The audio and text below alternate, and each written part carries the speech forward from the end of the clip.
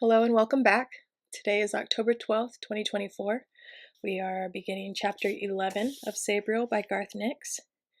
No cat cameos today. One's outside, one's in the living room. It's just me. So we're going to learn about the paper wing today. Let's get started. Chapter 11. The paper wing sat on a jury-rigged platform of freshly sawn pine planks, teetering out over the eastern wall. 6 sendings clustered around that craft, readying it for flight. Sabriel looked up at it as she climbed the stairs, an unpleasant feeling rising with her. She'd been expecting something similar to the aircraft that had begun to be common in Excelsior, like the biplane that had performed aerobatics at the last Wyverley College Open Day. Something with 2 wings, rigging, and a propeller, though she had assumed a magical engine rather than a mechanical one. But the paper wing didn't look anything like an Excelsior airplane. It most closely resembled a canoe with hawk wings and a tail. On closer inspection, Sabriel saw that the central fuselage was probably based on a canoe. It was tapered at each end and had a central hole for a cockpit. Wings sprouted on each side of this canoe shape, long, swept-back wings that looked very flimsy. The wedge-shaped tail didn't look much better. Sabriel climbed the last few steps with sinking expectations. The construction material was now clear, and so was the craft's name. The whole thing was made up from many sheets of paper, bonded together with some sort of laminate. Painted powder blue, with silver bands around the fuselage, and silver stripes along the wings and tail, it looked pretty, decorative, and not at all airworthy. Only the yellow falcon eyes, painted on its pointed prow, hinted at its capacity for flight.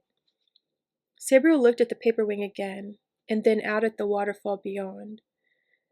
Now, fed by floodwaters, it looked even more frightening than usual. Spray exploded for tens of yards above its lip, a roaring mist the paper wing would have to fly through before it reached the open sky beyond. Sabriel didn't even know if it was waterproof. "How often has this thing flown before?" she asked nervously. Intellectually, she accepted that she would soon be sitting in this craft, to be launched out towards the crashing waters, but her subconscious and her stomach seemed very keen to stay firmly on the ground. "Many times," replied Mogget, easily jumping from the platform to the cockpit. His voice echoed there for a moment, till he climbed back up, furry cat face propped on the rim. "The abhorsen who made it once flew it to the sea and back, in a single afternoon. But she was a great weather witch, and could work the winds. I don't suppose—" "No," said Sabriel, made aware of another gap in her education. She knew that wind magic was largely whistled charter marks, but that was all. "No, I can't." "Well," continued Mogget, after a thoughtful pause, "the paper wing does have some elementary charms to ride the wind. You'll have to whistle them, though. You can whistle, I trust." Sabriel ignored him. All necromancers had to be musical, had to be able to whistle, to hum, to sing. If they were caught in death without the bells, or other magical instruments, their vocal skills were a weapon of last recourse. A sending came and took her pack, helping her to wrestle it off, then stowing it at the rear of the cockpit. Another took Sabriel's arm and directed her to what appeared to be a leather half-hammock strung across the cockpit. Obviously the pilot's seat. It didn't look terribly safe either, but Sabriel forced herself to climb in, after giving her scabbarded sword into the hands of yet another sending. Surprisingly, her feet didn't go through the paper-laminated floor. The material even felt reassuringly solid, and, after a minute of squirming, swaying, and adjustment, the hammock seat was very comfortable. Sword and scabbard were slid into a receptacle at her side, and Mogget took up a position on top of the straps holding down her pack, just behind her shoulders, for the seat made her recline so far she was almost laying down. From her new eye level, Sabriel saw a small oval mirror of silvered glass fixed just below the cockpit rim. It glittered in the late afternoon sun, and she felt it resonate with charter magic. Something about it prompted her to breathe upon it, her hot breath clouding the glass. It stayed misted for a moment, then a charter mark slowly appeared, as if a ghostly finger was drawn across the clouded mirror. Sabriel studied it carefully, absorbing its purpose and effect. It told her of the marks that would follow, marks to raise the lifting winds, marks for descending in haste, marks to call the wind from every corner of the compass rose. There were other marks for the paper wing, and as Sabriel absorbed them, she saw that the whole craft was lined with charter magic, infused with spells. The Abhorsen who made it had labored long, and with love, to create something that was more like a magical bird than an aircraft. Time passed, and the last mark faded. The mirror cleared to be only a plate of silver glass shining in the sun. Sabriel sat silent, fixing the charter marks in her memory, marveling at the power and the skill that made the paper wing, and had thought of this method of instruction. Perhaps one day she too would have the mastery to create such a thing. The Abhorsen who made this? Sabriel asked. Who was she? I mean, in relation to me. A cousin, purred Mogget, close to her ear. Your great-great-great-great-grandmother's cousin. The last of that line. She had no children. Maybe the paper wing was her child, Sabriel thought, running her hand along the sleek surface of the fuselage, feeling the charter marks quiescent in the fabric. She felt a lot better about their forthcoming flight. We'd best hurry, Mogget continued. It will be dark all too soon. Do you have the marks remembered? Yes, replied Sabriel firmly. She turned to the Sendings, who were now lined up behind the wings, anchoring the paper wing till it was time for it to be unleashed upon the sky. Sabriel wondered how many times they'd performed this task, and for how many Abhorsens. Thank you, she said to them, for all your care and kindness. Goodbye. With that last word, she settled back in the hammock seat, gripped the rim of the cockpit with both hands, and whistled the notes of the lifting wind, visualizing the requisite string of charter marks in her mind, letting them drip down into her throat and lips and out into the air. Her whistle sounded clear and true, and a wind rose behind to match it, growing stronger as Sabriel exhaled. Then, with a new breath, she changed to a merry, joyous trill, like a bird reveling in flight, the charter marks flowing from pursed lips out into the paper wing itself. With this whistling, the blue and silver paint seemed to come alive, dancing down the fuselage, sweeping across the wings, a gleaming, lustrous plumage. The whole craft shook and shivered, suddenly flexible and eager to begin. The joyous trill ended with one single, long, clear note, and a charter mark that shone like the sun. It danced to the paper wing's prow and sank into the laminate. A second later, the yellow eyes blinked, grew fierce and proud, looking up to the sky ahead. The Sendings were struggling now, barely able to hold the paper wing back. The lifting wind grew stronger still, plucking at the silver-blue plumage, thrusting it forward. Sabriel felt the paper wing's tension, the contained power in its wings, the exhilaration of that last moment when freedom is assured. Let go! She cried, and the Sendings complied, the paper wing leaping up into the arms of the wind, out and upward, splashing through the spray of the waterfall as if it were no more than a spring shower, flying out into the sky and the broad valley beyond. It was quiet and cold, 1,000 feet or more above the valley. The paper wing soared easily, the wind firm behind it, the sky clear above, save for the faintest wisps of cloud. Sabriel reclined in her hammock seat, relaxing, running the charter marks she'd learned over and over in her mind, making sure she had them properly pigeonholed. She felt free, and somehow clean, as if the dangers of the last few days were dirt washed away by the following wind. Turn more to the north, Mogget's voice suddenly said behind her, disturbing her carefree mood. Do you recall the map? Yes, replied Sabriel. Shall we follow the river? The Raderland, it's called, isn't it? It runs north-northeast most of the time. Mogget didn't reply at once, though Sabriel heard his purring breath close by. He seemed to be thinking. Finally he said, "Why not? We may as well follow it to the sea. It branches into a delta there, so we can find an island to camp on tonight." "Why not just fly on?" asked Sabriel cheerily. "We could be in Belisare by tomorrow night if I summon the strongest winds."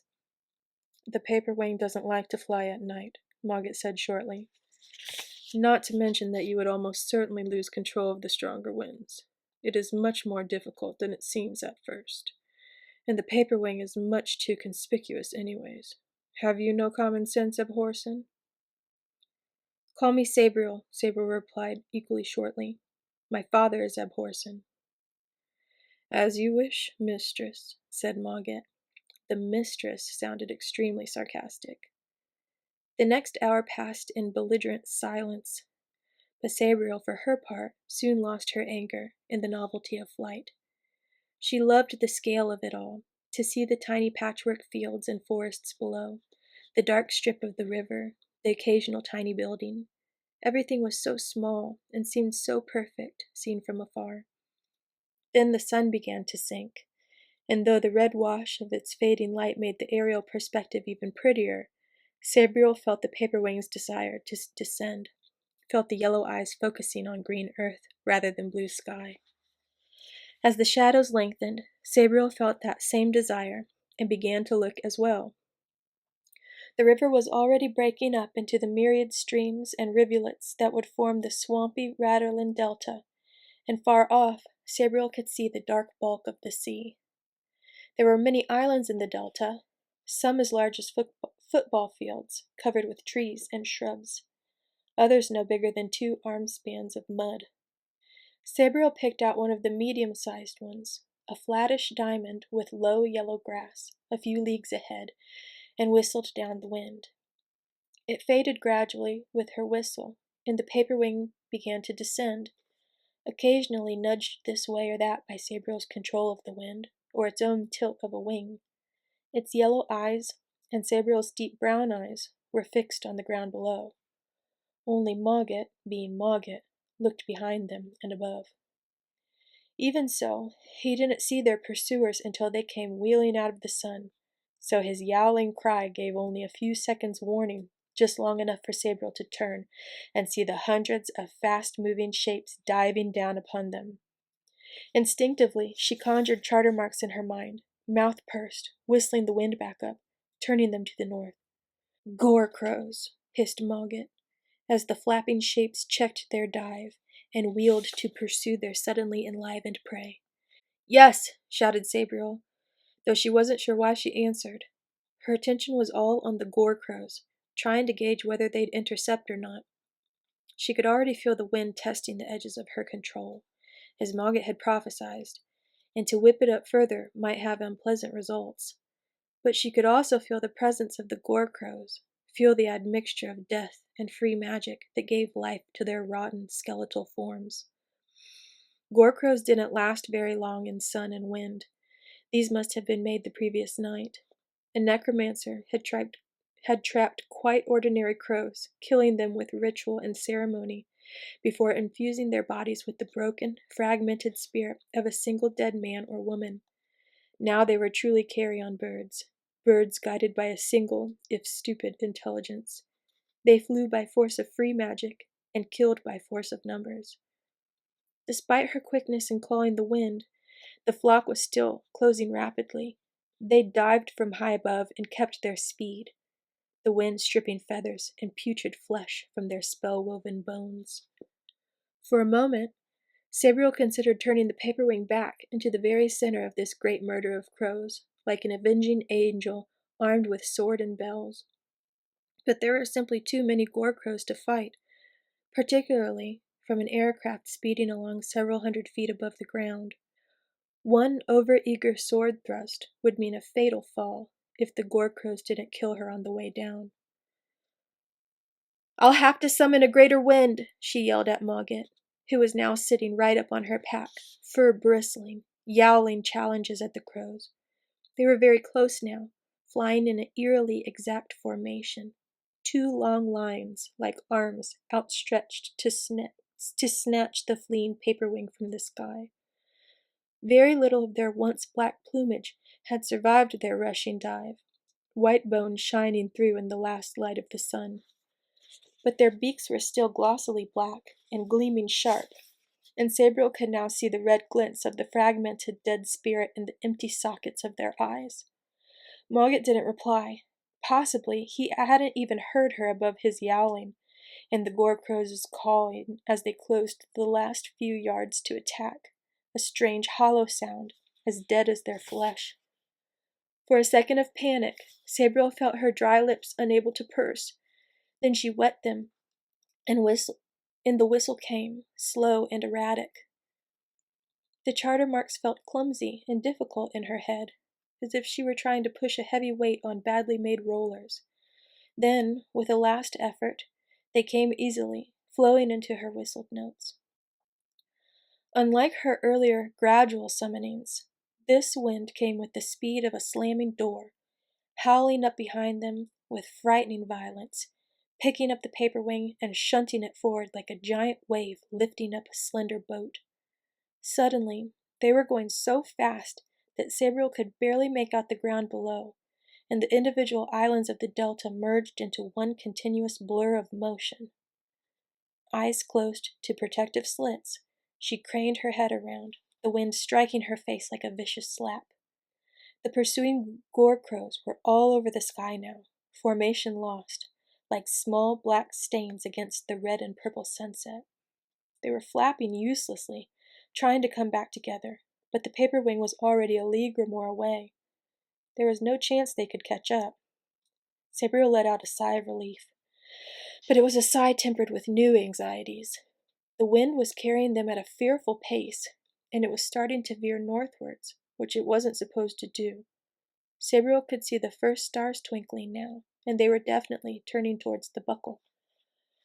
It was an effort to call up the charter marks again, and whistle the spell to ease the wind and turn it back to the east, but Sabriel managed to cast it. But the spell failed to work. The wind grew stronger and shifted more, till they were careening straight towards the buckle, directly north. Sabriel, hunkered down in the cockpit, eyes and nose streaming and face frozen, tried again, using all her willpower to force the charter marks into the wind. Even to her whistle sounded feeble, and the charter marks once again vanished into what had now become a gale. Sabriel realized she had totally lost control. In fact, it was almost as if the spell had the opposite effect, for the wind grew wilder, snatching the paper wing up in a great spiral like a bulb thrown between a ring of giants, each one taller than the last. Sabriel grew dizzy and even colder, and her breath came fast and shallow, trying to salvage enough air to keep her alive. She tried to calm the winds again, but couldn't gain the breath to whistle, and the charter mark slipped from her mind, till all she could do was desperately hang on to the straps in the hammock seat as the paper wing tried its best to ride the storm. Then, without warning, the wind ceased its upward dance. It just dropped, and with it went the paper wing. Sabriel fell upwards, straps suddenly tight, and Mogget almost clawed through the pack in his efforts to stay connected with the aircraft. Jolted by this new development, Sabriel felt her exhaustion burn away. She tried to whistle the lifting wind, but it too was beyond her power. The paper wing seemed unable to hold its headlong descent. It fell, nose tilting further and further forward till they were diving almost vertically, like a hammer rushing to the anvil of the ground below. It was a long way down. Sabriel screamed once, then tried to put some of her fear-found strength into the paper wing, but the marks flowed into her whistle without effect, save for a golden sparkle that briefly illuminated her white, wind-frozen face. The sun had completely set, and the dark mass of the ground below looked all too much like the gray river of death, the river their spirits would cross into in a few short minutes, never to return to the warm light of life. "Loose my collar," mewed a voice at Sabriel's ear, followed by the curious sensation of Mogget digging his claws into her armor as he clambered into her lap. "Loose my collar!" Sabriel looked at him, at the ground, at the collar. She felt stupid, starved of oxygen, unable to decide. The collar was part of an ancient binding, a terrible guardian of tremendous power. It would only be used to contain an inexpressible evil or uncontrollable force. "Trust me!" howled Mogget. "Loose my collar and remember the ring!" Sabriel swallowed, closed her eyes, fumbled with the collar, and prayed that she was doing the right thing. "Father, forgive me," she thought. But it was not just to her father that she spoke, but to all the Abhorsons who had come before her, especially the one who had made the collar so long ago. Surprisingly for such an ancient spell, she felt little more than pins and needles as the collar came free. Then it was open, and suddenly heavy, like a lead rope or a ball and chain. Sabriel almost dropped it, but it became light again, then insubstantial. When Sabriel opened her eyes, the collar had simply ceased to exist. Mogget sat still on her lap and seemed unchanged. Then he seemed to glow with an internal light and expand, till he became frayed at the edges, and the light grew and grew. Within a few seconds there was no cat shape left, just a shining blur too bright to look at. It seemed to hesitate for a moment, and Sabriel felt its attention flicker between aggression towards her and some inner struggle. It almost formed back into the cat shape again, then suddenly split into 4 shafts of brilliant white. 1 shot forward, 1 aft, and 2 seemed to slide into the wings. Then the whole paper wing shone with fierce white brilliance, and it abruptly stopped its headlong dive and leveled out. Sabriel was flung violently forward, body checked by straps, but her nose almost hit the silver mirror, neck muscles cording out with an impossible effort to keep her head still. Despite this sudden improvement, they were still falling. Sabriel, hands now clasped behind her savagely aching neck, saw the ground rushing up to fill the horizon. Treetops suddenly appeared below, the paper wing imbued with the strange light, just clipping through the upper branches with a sound like hail on a tin roof. Then they dropped again, skimming scant yards above what looked like a cleared field, but still too fast to land without total destruction. Mogget, or whatever Mogget had become, braked the paper wing again, in a series of shuddering halts that added bruises on top of bruises. For the first time, Sabriel felt the incredible relief of knowing that they would survive. One more braking effort, and the paper wing would be safely down, to skid a little in the long, soft grass of the field.